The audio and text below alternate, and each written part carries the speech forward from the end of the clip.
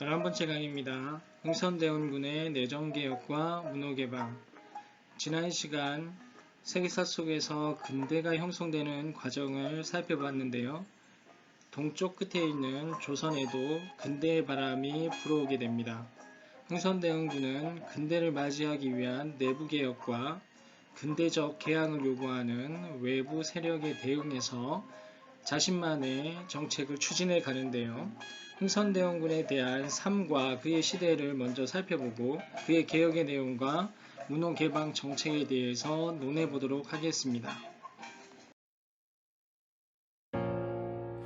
잔인한 햇살에도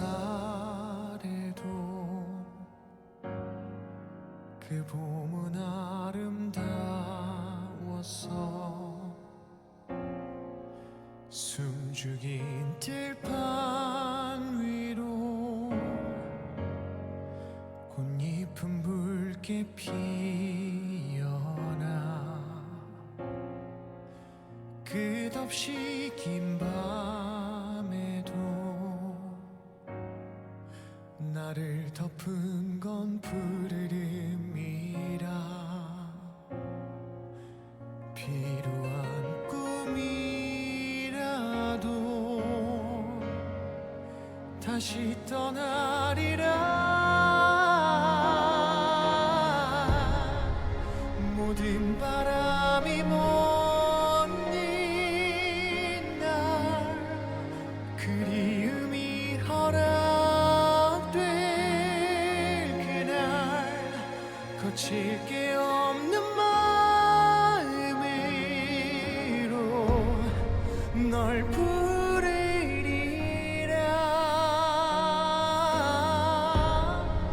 행여 이 삶의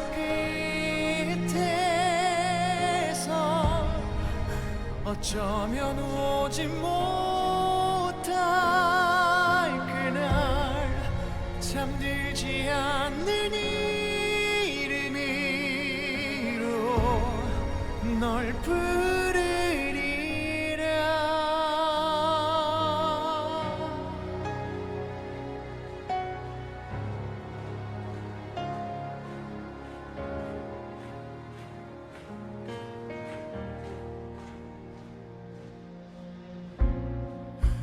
너와 나의 다름이 또 다른 우리의 아픔이라. 서로를 겨누는 운명에 눈을 감으리라. 모든 바람이 먼 날 그리움이 허락될 그날 거칠 게 없는 마음으로 널 부르리라.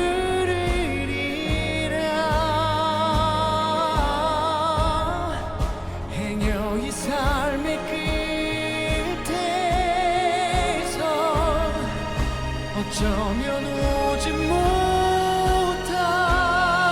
그날 잠들지 않는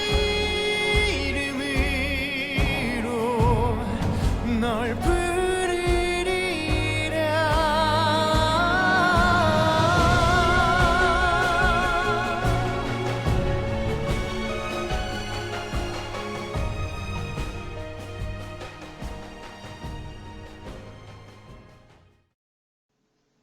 대원군의 삶과 그의 정책을 이해하기 위해서는 당시 조선의 현실에 대해서 이해할 필요가 있습니다. 교과서 12페이지입니다. 국외 상황을 잠깐 살펴보면 제국주의 시대였습니다. 제국주의의 가장 큰 특징은 식민지를 확보하는 경쟁을 펼치고 있었다는 것이고요. 그것을 위해서 끊임없이 팽창해 나가는데요. 그 팽창의 방향은 동쪽의 끝 조선해까지 닿게 됩니다. 그들은 개항을 끊임없이 요구하며 함대를 이끌고 왔었는데요. 조선 앞바다에 나타난 낯선 서양의 배라고 해서 이양선이라고 조선 사람들은 불렀습니다. 조선인들은 그들과 개항을 할 것인가 말 것인가를 고민하게 되는데요. 주변 국가의 변화를 살펴볼 수밖에 없었습니다. 당시 중국은 1842년도에 영국과의 1차 아편전쟁과 1860년 영국, 프랑스, 독일 연합군과의 아편전쟁을 통해서 두 손 두 발을 다 들며 백기 항복을 하게 되는 형식상 문호개방이었고 실질적으로는 식민지가 되는 그러한 과정을 조선인들에게 보여줬습니다. 서양이라는 나라가 얼마나 위험한지를 인식하게 됐던 것이죠. 반대로 1854년 일본은 미일 화친 조약을 통해서 문호 개방을 하고 나서 메이지 유신을 통해서 성장해 가고 있는 모습을 역시 조선인들이 살펴보게 됐던 겁니다. 그래서 개항이라는 것이 어떤 의미인지에 대해서 조선인들이 이제 고민하게 되는데요. 흥선대원군은 이 고민 속에서 제국주의에 대해서 어떻게 대응할 것인가를 결정해야 되는 위치에 놓이게 됐던 겁니다. 그리고 베이징 조약, 앞에서 이야기했던 아편전쟁의 결과를 러시아가 중재하면서 연해주 지역을 러시아가 차지하게 되는데요. 이 부분이 되게 중요합니다. 러시아가 우리와 국경을 맞닿게 되면서 나타나는 여러 가지 문제들을 해결하는 과정에서 많은 사건들이 진행이 됩니다. 그래서 러시아의 연해주 차지도 기억을 해두시면 좋을 겁니다.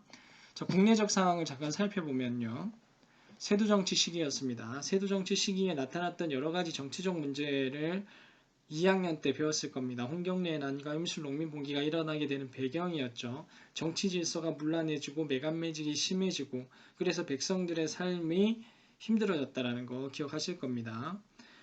특히 세금 정책의 핵심이었던 세 가지의 세금 정책 3정이 제대로 운영되지 못하고 백성들을 궁핍하게 만드는 악순환의 고리로 조선을 병들게 하고 있었다는 점 역시 기억해 두셔야 할 겁니다. 이러한 민생의 불안과 민심이 폭발해서 농민봉기가 일어나는 직후 흥선대원군이 집권하게 됐던 것이죠.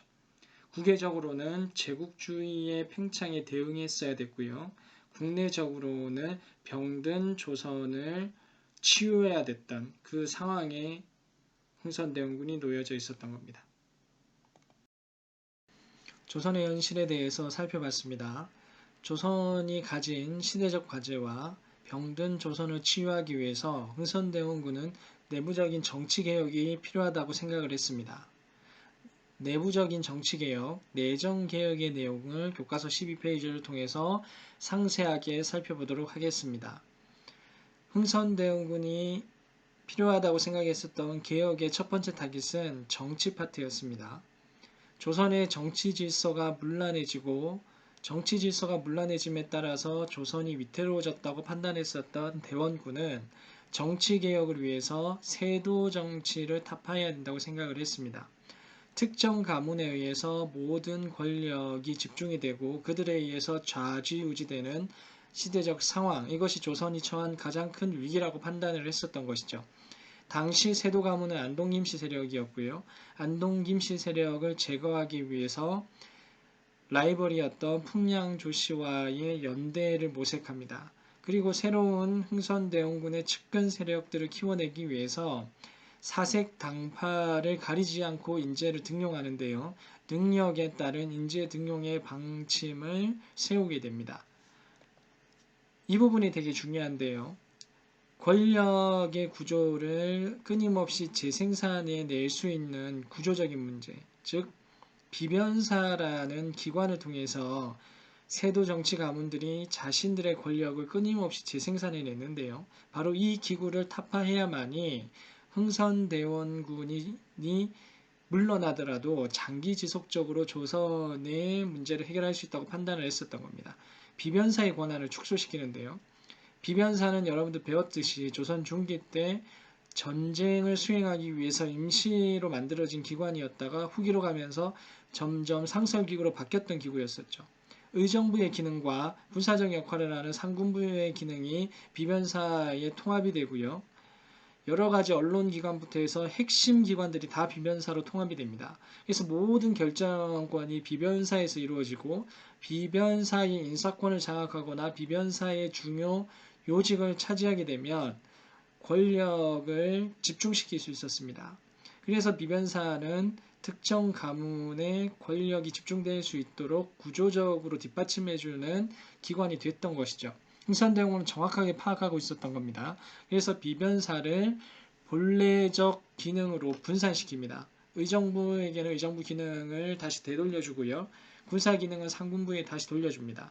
그리고 비변사는 권한이 상당히 약화된 상태로 거의 폐지되는 수준까지 가게 됐던 것이죠. 자, 이러한 모든 과정들은 결국은 당시 정치 질서의 문란을 해결하고 정치 질서를 회복하려는 과정이었는데요. 두 번째로는 서원 철폐였습니다. 서원 철폐는 양반들에게 있어서 되게 중요한 기관이었던 서원을 과감하게 철폐하는 과정이었고요. 이는 당연히 양반들의 반발을 살 수밖에 없었던 것이죠. 서원 철폐를 했던 이유는 첫 번째는 서원에 들어가는 막대한 국가 자금을 회수해서 국가 재정을 확보하려는 것이었고요. 또 하나는 안동 김씨 세력 혹은 특정 양반 세력들의 여론을 형성하는 언론기관이었기 때문에 여기에서 재생산되는 다양한 언론을 차단함으로써 왕권을 강화시키려는 의도도 있었던 겁니다. 자, 그리고 이러한 개혁의 모든 움직임들을 법전을 통해서 정비를 하는데요. 이때 당시 나왔던 법전이 대전회통이었습니다. 자, 그러면 그림을 통해서 잠깐 이제 살펴보도록 하겠습니다. 요 내용인데요. 그림이 잠깐 달랐죠. 비변사를 개혁을 하는데 비변사의 개혁은 의정부와 삼군부를 분리시켜서 의정부는 의정부대로 정치적인 결정권을 가져가게 하고 삼군부는 삼군부대로 군사적인 결정권을 가지게 해서 이 둘을 상호 견제하게 하는 구조적인 시스템을 구축하려고 했었던 거라고 볼 수 있습니다. 비변사는 약화되는 거죠. 비변사는 본래 이 두 기능을 다 가지고 있었기 때문에 막대한 권한을 소유하고 있었다면 분리되면서 비변사의 역할은 축소되고 거의 폐지 수순으로 간다라는 걸 기억을 해둡니다. 법전이 편찬되었다고 이야기를 했죠. 조선의 기본법전은 경국대전이었습니다. 이 경국대전의 속편이었던 속대전이 영조 때 등장하게 되죠. 속대전이 나왔던 이유는 시대가 변하면서 나타나게 되는 새로운 법들을 반영하기 위해서였던 것이고요. 정조 때 경국대전이랑 속대전 두 개가 다 있으니까 불편하죠. 그래서 이 두 개의 대전을 통합 편집해서 만든 법전이 대전 통편이었습니다. 그리고 대전을 다시 한 번 더 통합해서 편성을 하는데요. 고종 시기의 개혁의 내용들이 대전 회통을 통해서 집대성된다라고 보시면 되겠습니다. 그리고 양반들의 반발을 불러일으켰던 서원 철폐였는데 그만큼 반발이 심했다라는 말은 그만큼 그들에게 중요한 기득권이었고 이 문제를 해결하면 왕권을 강화시킬 수 있는 지름길을 준다는 것을 의미하기도 했습니다. 서원 철폐를 통해서 흥선대원군은 중대한 왕권 강화의 토대를 마련하게 되고요. 그리고 경복궁 중건을 시도를 하는 것이죠. 경복궁은 임진왜란때 불타서 소실이 되어서 창덕궁이 이제 왕이 머물고 있었던 궁전이었는데요. 흥선대원군은 실추된 왕권을 고추 세우기 위해서 경복궁을 중건하는 사업을 계획합니다. 이 상황을 보면 실질적으로 흥선대원군이 추진했었던 정치 질서의 회복은 왕권을 강화시키겠다는 의도가 가장 강했던 것이죠. 근대적인 어떤 개혁 시대적 상황을 해결하려는 노력보다는 왕권을 강화시켜서 조선을 세종 시기 혹은 정조 시기의 상태로 되돌려 놓겠다는 생각이 더 강했다라고 볼 수 있습니다. 근데 문제는 이 경복궁 중건이 결국은 문제를 일으키게 되는데요. 원납전과 당백전이 문제가 됩니다. 원납전은 원래는 기부금이었습니다. 여러분들 건물을 짓고 나면 건물 앞에 누구가 얼마씩 기부를 했다라는 이름을 쭉 쓰게 한 걸 본 적이 있을 겁니다. 그래서 많은 사람들에게 경복궁 중건하는데 얼마를 내면 당신의 이름을 실어주겠다. 그래서 많은 사람들이 기쁜 마음으로 원납전을 제공을 했는데요. 문제는 경복궁을 짓다가 중간에 한번 불이 납니다. 불이 나면서 다시 지어야 됐는데 원납전을 기부하는 사람 숫자가 확 줄어들어요. 그래서 이 원납전이 강제 기부 형태로 다시 재징수되게 됐던 겁니다. 백성들의 불만이 커질 수밖에 없었죠. 그리고 재원을 조달하기 위해서 고액화폐를 발급하는데요. 이 고액화폐가 나중에 심각한 인플레이션, 물가 상승을 일으키게 되면서 백성들의 경제 위기를 초래하게 되는 겁니다. 그래서 경복궁 중건은 왕권을 강화시키려는 의도에서 시작이 됐지만 그 과정에서 백성들의 고통이 심해지면서 흥선대원군이 백성의 지지로부터 멀어지게 된 결정적인 이유가 되었던 거다라고 기억을 해두시면 되겠습니다. 자, 그럼 내용 다시 이제 체제 정비가 되고 나서 왕권 강화를 위해서 경복궁 중건이 이루어지죠. 백성들의 강제 동원, 원납전, 당백전들로 인해서 백성들의 불만이 야기된다. 자, 여기서 흥선대원군의 내부 정치 개혁의 핵심은 어디에 있다? 왕권 강화에 있었다라는 걸 기억을 해둡니다. 근대적 개혁 성격 아닙니다. 조선의 가장 안정적이었던 모습을 회복하려고 하는 봉건적 성격의 개혁이었다라고 볼 수 있습니다. 잘 기억을 해두고요. 이제 다음의 개혁, 삼정의 문제를 해결하기 위한 노력들이 어떻게 나타나고 있는가 영상을 통해서 잠깐 살펴보고요. 그 개혁의 내용들을 살펴보도록 하겠습니다. 19세기 중반 세도 정치로 정치기관 흔들 삼정은 논란 이 양상 출몰 중국 일본에게 향러시 가는 연애 주차지 국내외 정세는 불안해 흥선대원군의 개혁 정치 시작돼 왕권 강화 국가재정 확보 민생 안정화를 위한 개혁 안동김씨 축출 비반 산업 폐지 정복 기능 삼정 논란 시정해 양전 호포 제환 고금 폐지 사창제 실시야 대전 외통 편차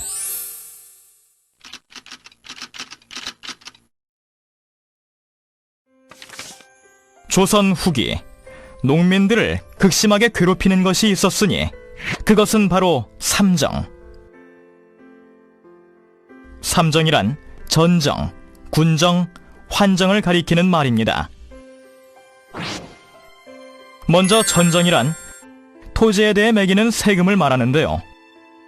부패한 관리들은 백성들이 소유하지 않은 토지에 대해 억지로 세금을 거두어 많은 백성을 괴롭게 하였답니다. 군정은 남자들이 군사가 되는 대신 배로 짠 옷감을 내게 한 것을 말하는데요. 지방의 탐관오리들은 군역의 의무를 지지 않아도 되는 어린아이에게나 심지어 죽은 사람에게까지 군포를 내게 했다고 해요. 농민들을 가장 괴롭게 했던 것은 뭐니뭐니 해도 환정이었는데요. 환정은 가난한 농민에게 나라의 곡식을 구워주고 추수할 때 이자를 붙여 갚게 하는 것으로 굶주리는 백성들을 구하기 위해 만들어졌지만 조선 후기에는 터무니없이 높은 이자를 백성들에게 내게 해서 백성의 원망이 하늘을 찌를 정도였답니다.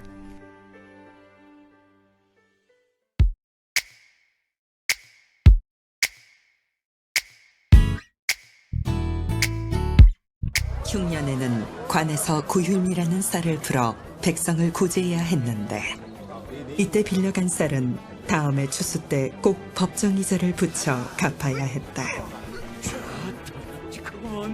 대부분의 관리들은 구휼미에 겨나 모래를 섞거나 쌀을 물에 불리는 식으로 그 무게를 늘렸으나 백성들이 쌀을 갚을 때는 순수한 쌀만을 원했는데 영상을 통해서 삼정의 문란이 당시 사회에 미치는 악영향에 대해서 살펴봤는데요. 삼정은 세금과 관련된 세 가지 정책을 의미합니다. 세금 정책이 정상적으로 작동하지 않았을 때 나타날 수 있는 문제는 백성들은 세금으로 인해서 끊임없는 가난의 악순환의 고리에 놓여지게 되고요. 국가의 입장에서는 세금 정책이 정상적으로 작동하지 않게 되면서 재정이 안정적으로 확보되지 못하는 재정 부족 문제에 놓여지게 되는 겁니다. 흥선대원군은 바로 이러한 삼정의 문제를 반드시 해결해야 될 필요가 있었고요.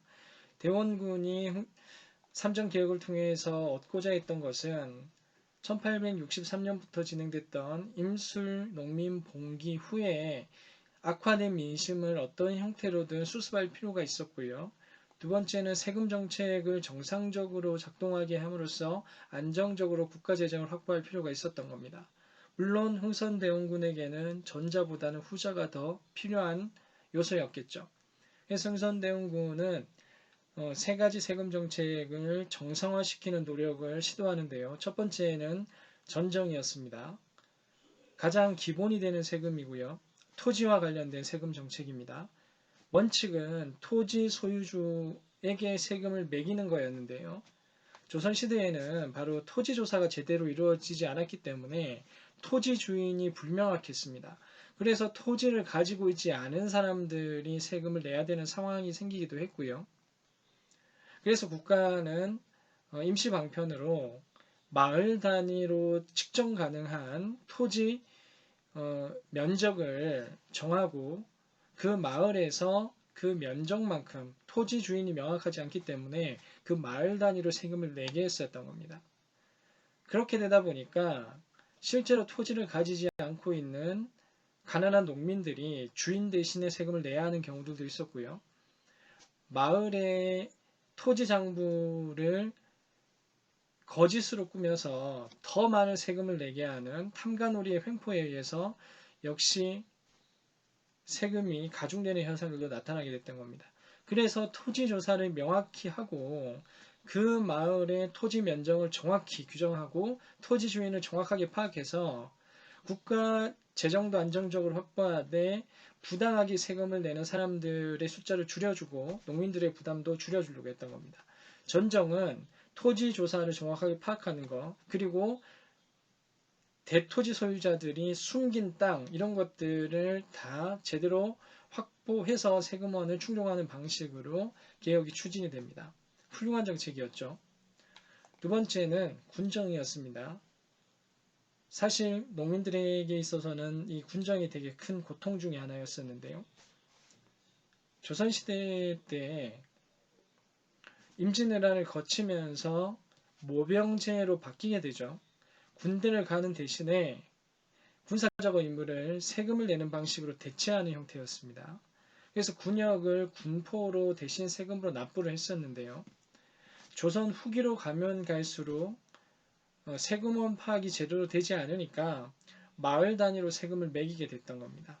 그래서 그 마을에 있는 사람들이 장부에 올라와 있는 사람의 숫자만큼 세금을 모아서 내게 했는데 여기서도 역시 중간관리들의 횡포가 심했었죠.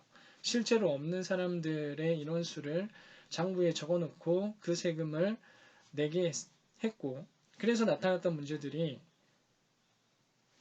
내가 내야 되는 세금 플러스 마을에 할당된 세금을 더 내야 했고요.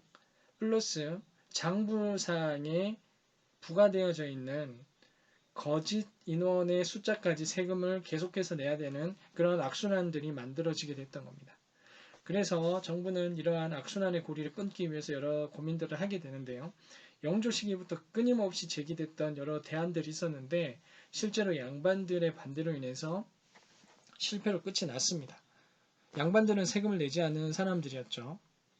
양반들이 세금을 내지 않았기 때문에 국가의 세금원이 줄어들게 됐고요. 국가는 어떻게든 세금을 쥐어짜내야 됐기 때문에 양반들이 내지 않는 세금을 마을 단위의 백성이 내게 되는, 그래서 그 백성들이 결국은 돈을 낼 수 없어 도망가 버리게 되는, 도망가는 분은 또 남아있는 사람이 내게 되는 그런 악순환이 계속 벌어졌던 겁니다.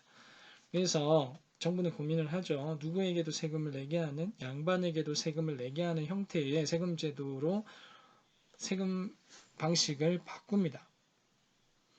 개별적인 사람 머릿수에 따른 세금을 매기게 되면 이 사람이 양반인 경우와 아닌 경우에 따라서 세금을 내느냐 내지 않느냐가 정해지게 되는 거죠. 근데 호포제의 방식은 그 가구 단위로 세금을 내게 했고요. 그 가구 단위의 세금은 그 가구에 대한 신분의 기재를 하지 못하게 함으로써 결국은 양반도 세금을 낼 수 있게 하는 그런 제도로 바뀝니다. 호포제는 군포를 가구 단위로 내게 했던 거고요. 그 가구를 신고를 할 때는 그 가구의 소속원이 양반이든 양반이지 않든 상관없이 세금을 내도록 하는, 결국은 양반도 세금을 낼 수밖에 없게 만드는 제도였던 겁니다. 그래서 백성들의 고통을 줄여주면서 동시에 국가의 재정을 더 많이 거둘 수 있는 방편, 양반도 세금을 거둘 수 있게 하는, 프랑스 혁명 시기에 귀족들에게 세금을 매기게 하려고 했었던 그 방식을 취했던 것이죠. 흥선대원군은 성공했었던 겁니다. 다음으로 가장 큰 문제가 됐던 게 환곡이라고 이야기했죠. 환곡이라고 하는 것은 공식적인 세금 제도는 아니었습니다. 근데 이게 세금 제도처럼 변질이 됐던 거예요. 환곡은 본래 백성들이 봄에 먹고 살기가 힘드니까 국가에서 곡식을 빌려주고 가을 추수하면 갚게 하는 일종의 구휼제도였습니다. 근데 이 구휼제도에 이자가 조금씩 붙게 됐던 거예요.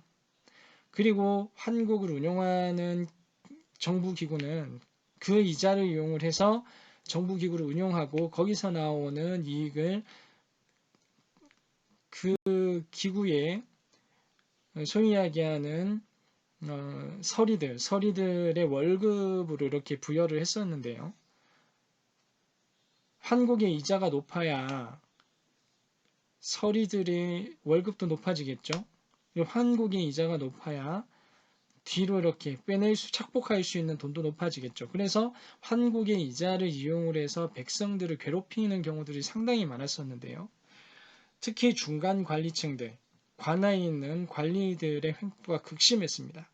그래서 정부는 이러한 환곡의 문제를 해결하기 위해서 관청에서 운영하는 환곡을 폐지시켜 버립니다. 그리고 마을 단위로 자율적으로 자치 형태인 사창제를 시행함으로써 관청 중간관리의 형포를 방지하고 본래 필요했었던 구휼제도의 목적을 그대로 살리는 사창제도를 운영하게 됩니다. 물론 환곡 자체가 폐지된 건 아니고요. 환곡의 운영을 최소화하고 거기서 나올 수 있는 빈틈을 사창제로 보완함으로써 환정의 문제를 해결해 나갔던 겁니다. 흥선대원군은 삼정의 문제를 해결함으로써 두 가지 문제를 다 해결한 거죠. 농민 봉기 후에 나타났었던 악화될 대로 악화되어져 있던 민심을 안정화시키고 제대로 된 세금 시스템을 구축함으로써 국가 재정을 안정화시켰던 겁니다. 여기까지의 개혁은 흥선대원군의 아주 탁월한 능력이 반영된 조선을 다시 회복시키는 개혁이었다라고 볼 수 있습니다. 삼정개혁의 내용을 그림을 통해서 다시 한 번 더 정리를 해보면요. 앞에서 이야기했던 호포제의 경우 1792년도의 납부 비율과 1872년도의 납부 비율을 비교해보면 전체 인구의 거의 80% 이상이 세금을 내지 않는 사람들이었고요. 납부층은 15%밖에 되지 않았죠. 양인층이었죠. 국가가 원하는 세금의 총액은 어느 정도 정해져 있었을 겁니다. 납부층 양인들이 내야 되는 세금 부담이 너무 크죠. 이들이 실제로 원하는 세금을 다 낼 수 있었을까요? 그렇지 못했을 겁니다. 그래서 국가가 원하는 세금 역시 제대로 확보할 수 없는 양자 간의 매우 불편한 관계가 형성이 되어져 있었다면 1872년도의 세금 제도의 변화를 통해서 납부층은 약 74%가 납부를 하는 계층이 되고요. 세금을 내지 않는 계층은 5, 6% 정도 되는 거죠. 양인층들이 가지고 있는 세금 부담은 훨씬 줄어들게 되고요. 반대로 국가는 안정적으로 원하는 세금의 총액을 확보할 수 있었던 겁니다. 호포제는 국가의 측면에서 그리고 양인들의 측면에서 모두에게 좋은 제도였었죠. 다만 누구에게는 불만을 야기할 수 있는, 양반에게는 불만을 야기할 수 있는 제도였다라는 거. 환곡이 가장 심각한 문제였다고 이야기를 했습니다. 환곡의 그림을 보면 중간 관리가 있죠. 수령이나 향리일 겁니다. 이 사람들이 백성들에게 곡식을 빌려줍니다. 그리고 백성들은 이자를 이 사람들에게 주죠. 이자는 이 사람들의 월급이 되고 이 사람들의 재산이 됐던 겁니다. 그래서 가능한 많은 이자율 혹은 많은 대여를 통해서 자신들의 이익을 확보해 나갔던 거죠. 이들이 이익을 많이 가지게 되면 될수록 백성들은 더 힘들어졌던 겁니다. 그래서 사창제를 통해서 중간관리의 과정을 삭제하고 마을 단위로 백성들 스스로 자치할 수 있는 사창제도로 한국제를 보완해 나가기 시작했던 것이죠. 중간관리의 횡포를 줄이고 백성들에게 필요했던 부율제도의 원칙을 그대로 유지했던 게 사창제도다라고 보시면 되겠습니다. 호포제와 사창제 꼭 기억을 해둡니다. 이렇게 해서 삼정개혁의 핵심적인 내용들을 살펴봤습니다. 교과서를 통해서 내용 다시 한 번 더 살펴보겠습니다. 서양 열강에 대한 위기감이 높아지고 있다. 시대적 배경입니다. 그 중에서 베이징 조약을 중재한 러시아가 연해주를 차지했다는 내용 꼭 기억을 해둡니다. 러시아의 남하가 조선에 미치는 영향들이 굉장히 컸기 때문에 앞으로 봐야 되는 내용들 중에서 이 내용들이 끊임없이 언급이 될 겁니다. 두 번째, 내정개혁을 통해서 왕권 강화를 꾀했다. 흥선대원군의 목적은 어디에 있었다? 왕권 강화에 있었습니다. 근대적 국가 건설 아닙니다. 왕권 강화에 있었다는 거 기억을 해두시고요. 흥선대원군이 추진했던 여러 가지 개혁들 중에서 꼭 기억해야 되는 중요도 높은 것들, 일단은 보라색으로 표현되어 있는 것들은 왕권 강화 정책이었죠. 정치 질서를 회복하는 과정이었습니다. 비변사를 축소시키고 대신에 의정부와 삼군부의 기능을 부활시키죠. 자, 이러한 개혁의 내용을 법전인 어디에 담아낸다? 대전회통에 담아내죠. 그리고 서원을 정리함으로써 안동 김씨 세력들 세도정치 가문의 근거지를 무너뜨리고 서원이 가지고 있었던 면세특권을 사라지게 함으로써 국가재정도 역시 안정적으로 확보하는 두 마리 토끼를 잡았던 게 서원의 정리였습니다. 반대로 경복궁 중건과 동시에 백성들과 양반들의 반발을 일으켰던 제도이기도 했습니다. 자, 노란색은 삼정의 문제를 해결했던 것이죠. 삼정의 문제, 토지조사, 전정 문제 해결하기 위해서 시행했던 거고요. 호포제, 호 단위로 군역을 징수하게 함으로써 양반까지 세금을 내게 함으로써 백성들의 불안을 해소시키고 국가재정도 안정적으로 확보했던 겁니다. 호포제 기억해둡니다. 사창제는 중간 관리들의 횡포를 차단시킴으로써 구휼의 의미를 제대로 살리는 제도, 사창제를 운영하게 된다. 가장 극심했던 황곡의 문제를 해결하는 제도였습니다. 자, 경복궁 중건이 가지고 있었던 문제들, 백성들의 불만을 야기시켰던 거, 당백전 발행, 그리고 원납전 등이었다라는 거 잘 기억해 두시면 좋겠습니다. 자, 이렇게 해서 내용들 살펴봤고요. 심화과제입니다. 대원군 정책에 대한 나의 평가는 흥선대원군이 내정개혁을 위해서 여러 가지 개혁을 추진하죠. 세도정치 문제점을 개혁하기 위해서 시행했던 정책들, 왕권 강화를 위해서 진행했었던 법전 편찬이나 서원 철폐의 과정들, 그리고 강한 국가를 만들기 위해서 민심을 수습하는 과정, 삼정의 개혁 등이 있었죠. 이 내용들에 대해서 점수를 부여해 봅니다. 그리고 그 이유를 간단하게 작성을 해보고요. 가장 적합했고 가장 효과적이었던 정책이 어떤 것이었는가도 한번 선별해 보겠습니다. Yeah. 흥선 대원군 고액국대 당대전을 발행해 완납전을 강제로 징수해 19세기 중반 세도 정치로 정치기관 흔들 삼정은 논란 이 양상 출몰 중국 일본에게 향러시 가는 연애 조차치 국내외 정세는 불안해 흥선대원군의 개혁 정치 시작돼 왕권 강화 국가재정 확보 민생 안정화를 위한 개혁 안동 김씨 축출 비변사는 폐지 정복 기능 삼정 논란 시정해 양전 호포제 환곡은 폐지 사창제 실시야 대전 회통 편찬 온갖 특혜 누리던 서원은 대폭 정리와 왕실거리 회복을 위한 경복궁 중거는 결정적 무리수 고액국대 당대전을 발행해 완납전을 강제로 징수해 문세를 불과하고 백성들을 강제로 공사에 동원했지.